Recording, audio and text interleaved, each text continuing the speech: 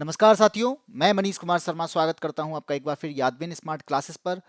दोस्तों, जैसा कि आपके पास में एक न्यूज़ आई होगी, वो न्यूज़ है यूपी पुलिस से रिलेटेड। यानी यूपी पुलिस का रेडियो ऑपरेटर का जो एग्ज़ाम हुआ था, वो एग्ज़ाम को कैंसिल कर दिया गया है हाई कोर्ट के द्वारा। तो हाल ही में ये न्यूज़ आई और ये न्यूज़ आपके सामने मैं लेके आया हूँ। जिन लोगों ने पेपर दिया था, उन लोगों के लिए बहुत ही बुरी खबर है, जो कि आपके सामने आ चुकी है। कह रहा है कि यूपी पुलिस रेडियो ऑपरेटर भर्ती रद्द कर दी गई है। 40,000 अभ्यर्थियों ने इसका एग्जाम दिया था और उसको कोर्ट में जाने के बाद में अब इसको कैंसिल कर दिया गया है। जिसके बाद में आप ये न्यूज़ देख पा रहे हो, ये न्यूज़ आपके सामने न्यूज़पेपर में भी चल रही है, सोशल मीडिया पर भी चल रही है। यानी जो गलतियां भर्ती बोर्ड की होती हैं, उसका भुगतान भुगतना पड़ता है। जो स्टूडेंट है, जो आपका पढ़ना चाह रहा है, जो जॉब लगाना चाह रहा है, जिसने अपनी मेहनत की है, उस मेहनत के बलबूते कुछ पाना चाह रहा है, उस मेहनत के बीच में आने वाली एक बाधा, वो है हमारा भर्ती बोर्ड।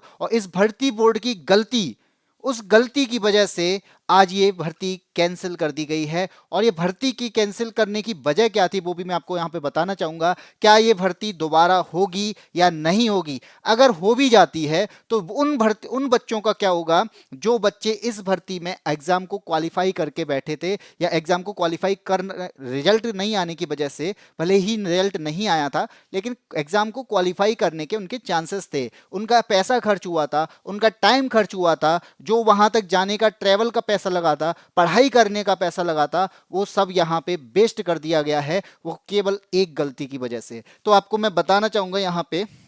गलती क्या है, वो तो आप सभी जानते ही होंगे कि यहाँ पर पुलिस रेडियो ऑपरेटर की जो भर्ती थी, उस प्रक्रिया को हाई कोर्ट ने कर दिया है रद्द। अब जो इलाहाबाद हाई कोर्ट की लखनऊ पीठ ने पुलिस रेडियो ऑपरेटर की भर्ती प्रक्रिया को निरस्त कर दिया है। कोर्ट ने कहा है कि पुलिस भर्ती एवं प्रोन्नति बोर्ड को भर्ती परीक्षाओं में अर्हता मानकों में बदलाव करने का अधिकार नहीं है। यानी जो आपका एलिजिबिलिटी क्राइटेरिया था, उसमें आपको बदलाव करने का हक नहीं है। ये बदलाव शासन स्तर पर होता है, बोर्ड को इसका कोई भी हक नहीं होता। लेकिन बोर्ड ने ये गलती की और इस गलती के भुगतान करना पड़ा है उन 40,000 अभ्यर्थियों को, जिन्होंने इसका एग्जाम दिया था और एग्जाम देने के बाद में एक उम्मीद लगाए बैठे थे कि हाँ, अब मैं यूपी पुलिस में भर्ती के लिए एग्जाम देके आया हूं और मैं इसमें भर्ती होऊंगा, और उस उत्तर प्रदेश की हो या फिर मैं कहता हूं देश के लिए हो, मैं सेवा करूंगा। लेकिन उस पर झटका दिया है यहां पर हाई कोर्ट ने कि न्यायमूर्ति आलोक माथुर की एकल पीठ ने यह फैसला किया है कि अदालत के फैसले के बाद भर्ती बोर्ड पर नए सिरे से भर्ती प्रक्रिया को शुरू करा जाएगा। भले ही भर्ती दोबारा स्टार्ट होगी, लेकिन कहते ना कि अब मैं 2 साल पहले जो पढ़ाई करी थी, अब उनको तो मौका मिल सकता है जिनका यहाँ पर सिलेक्शन नहीं हो पाना था। उनके लिए तो ये बहुत अच्छी खबर हो सकती है। लेकिन उन लोगों का क्या, जिनका सिलेक्शन हो सकता था और केवल एक गलती की वजह से वो सिलेक्शन रुक गया है। अपर महाधिवक्ता ने बताया कि पुलिस भर्ती एवं प्रोन्नति बोर्ड ने 2022 में रेडियो ऑपरेटर के 936 पदों पर भर्ती प्रक्रिया निकाली थी। भर्ती के विज्ञापन में अर्हता डिप्लोमा मांगा गया था। यानी जहां पर एलिजिबिलिटी जो थी वो एक डिप्लोमा था। लेकिन इसके पहले भर्ती बोर्ड की तत्कालीन चेयरमैन, उस टाइम पे जो चेयरमैन थी जिनका नाम था रेणुका मिश्रा, ने एक प्रस्ताव पारित किया, क्योंकि फॉर्म इतने नहीं भरे गए थे, डिप्लोमा धारक इतने नहीं थे, जिस वजह से भर्ती बोर्ड की जो हेड थी, चेयरमैन थी रेणुका मिश्रा, उनके द्वारा इसका प्रस्ताव पारित किया गया कि डिग्री धारकों को भी मौका दिया जाएगा। लेकिन यहां पर आवेदन करने के लिए उनको जैसे ही एलिजिबल किया गया, उसके बाद भर्ती प्रक्रिया में लगभग 80,000 अभ्यर्थियों ने आवेदन किया, लेकिन एग्जाम में 40,000 अभ्यर्थी बैठे। उसके बाद भर्ती बोर्ड के मौजूदा चेयरमैन, जो प्रेजेंट टाइम में जो चेयरमैन है राजीव कृष्णा, उन्होंने डिग्री धारकों को योग्य माने जाने से इनकार कर दिया, इस प्रस्ताव को निरस्त कर दिया। जिसके बाद में ये भर्ती कोर्ट में चली जाती है, हाई कोर्ट में याचिका दाखिल की जाती है। याचिका पर सुनवाई करते हुए हाईकोर्ट ने कहा कि पुलिस भर्ती बोर्ड का अर्हता मानकों में बदलाव करना नियमों के विरुद्ध है। साथ ही कोर्ट ने भर्ती प्रक्रिया को ही निरस्त कर दिया, क्योंकि तारीख पे तारीख मिलते रहने की वजह से कोर्ट भी परेशान हो जाता है कि भर्ती, एक आपका ही बोर्ड का अधिकारी चेयरमैन उस भर्ती प्रक्रिया में क्या करता है, आपका डिग्री धारकों को मान्य करता है, दूसरा है चेयरमैन वहां पर डिप्लोमा धारकों को मान्य करता है। जिसके बाद में ये भर्ती क्या की जाती है, कैंसिल कर दी जाती है। कोर्ट कहता है कि आपका हस्तक्षेप करना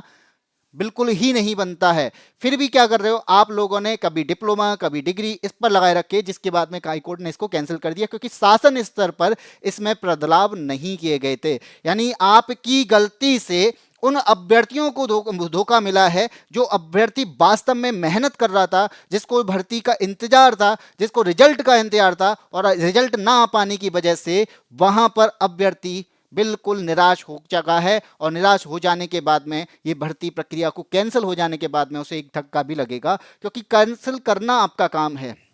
भर्ती करना आपका काम है, लेकिन मेहनत करना और उस मेहनत को कामयाब बनाने का जो काम है वो उस स्टूडेंट का होता है, क्योंकि वो अपनी टाइम भी लगाता है और टाइम लगाने के बाद में उसमें मेहनत करता है, पढ़ाई करता है, दिन रात एक करता है। दिन रात एक करने के बाद में आपके एग्जाम को भरने के लिए, आपको फॉर्म को भरने के लिए कोई पैसा लेके आता है, उसको फॉर्म को भरता है, फिल करता है, और जब एग्जाम देने जाता है तो एग्जाम देने के लिए एक जगह से दूसरी जगह पर जो आपका उसका खर्चा होता है, और जो टाइम का सबसे बड़ा है टाइम का खर्चा टाइम का हो जाना, यानी 2 साल 2022 की भर्ती 2024 में भर्ती कैंसिल। अब फिर से वो भर्ती प्रक्रिया आएगी, फिर से सालों लगेंगी, और सालों के बाद में फिर वही इंतजार उसके लिए, और ये इंतजार बहुत भारी पड़ने वाला है। कई लोग यहाँ से कहते हैं कि हाँ हम एलिजिबल ही नहीं रह गए, हमारी एज निकल जाती है, लेकिन सच तो ये है कि जो पढ़ाई उस टाइम पे हो सकती थी वो पढ़ाई आज के टाइम पे उस प्रक्रिया को प्रोसेस के द्वारा नहीं हो पाती है। ठीक है, तो मैं ये कहना चाहूँगा कि गलतियाँ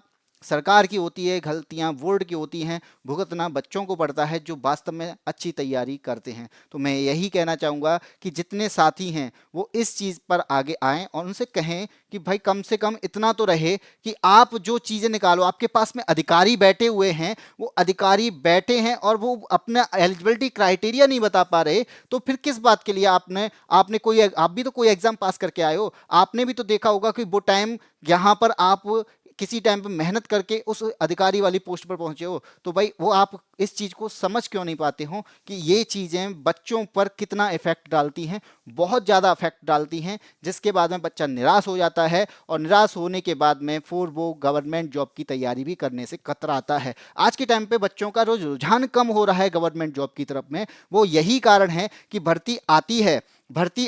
भर्ती के बाद में क्या होता है, पेपर भी होता है, अगर पेपर हो जाता है तो पेपर लीक हो जाता है, और पेपर लीक नहीं हुआ तो कोई ना कोई ऐसी प्रोसेस उसमें अड़ंगा डाल देती है, जिसके बाद में भर्ती कोर्ट में चली जाती है, और कोर्ट में चले जाने के बाद में भर्ती प्रक्रिया में इतने सारी याचिकाएं, इतनी सारी तारीखें पड़ती हैं कि भर्ती कभी पूरी हो ही नहीं पाती। उस भर्ती को जो 6 महीने 8 महीने के अंदर पूरा हो जाना चाहिए था, वो भर्ती सालों लटक जाती है, 4 4 5 5 साल तक लटकी रहती है और भर्ती हो ही नहीं पाती। इसके बाद में बच्चा बहुत निराश हो जाता है, और निराश हो जाने के बाद में